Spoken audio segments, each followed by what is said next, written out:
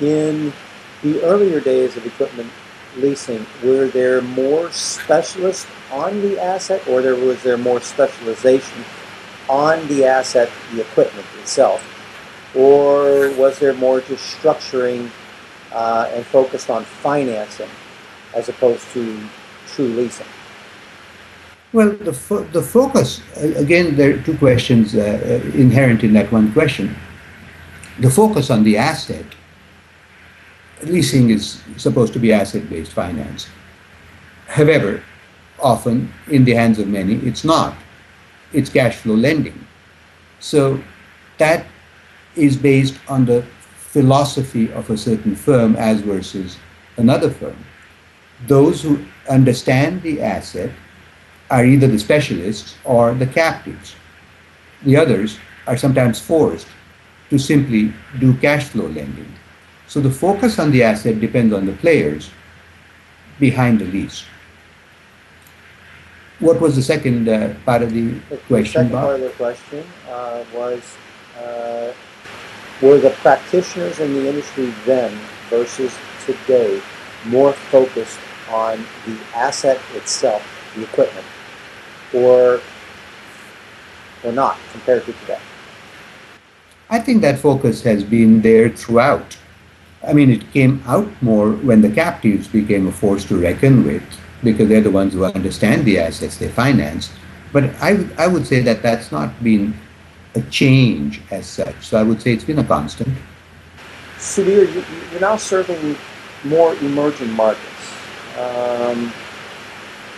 You've spent a lot of time over the past, as I understand it, 10 plus years now, moving more outside the U.S. and doing more outside the U.S. versus abroad. Give us a little bit of understanding when you started to move abroad and what was the impetus and what can you tell us about it? About 15 years ago, Bob, within the firm, this was before I sold my firm to Euromoney Publications in 1997 or 1998. But a few years prior to that, within the firm, I began to take my practice overseas because we had served the American market quite well, and there was a need to take the leasing practice outside. Today, I solely focus on foreign markets. The reason for that is twofold. Foreign markets, and I'm generalizing, it's an unfair expression to say foreign markets, but let's call them emerging markets. Emerging markets, certainly leasing is younger, and they need more lease education. I can add more value. As an example, when I teach, I see the light bulbs flashing in the eyes of the students, and I like that. It makes my day. And I know I'm helping the industry as I teach in China, as I teach in Turkey, as I teach in Colombia. In America today, to add value in the classroom is hard because of what we said a while ago. The industry is mature. The industry has been professionalized. And taking it outside of America is a joy. Okay. Fair enough there as well. And a few years ago, you launched World Leasing News. Share a little bit about that with us. Why'd you do it and what's the purpose of it? Bob, the last book I wrote, and there's a reason for this, the last book I wrote was 5 years ago. It was called Winning with Leasing.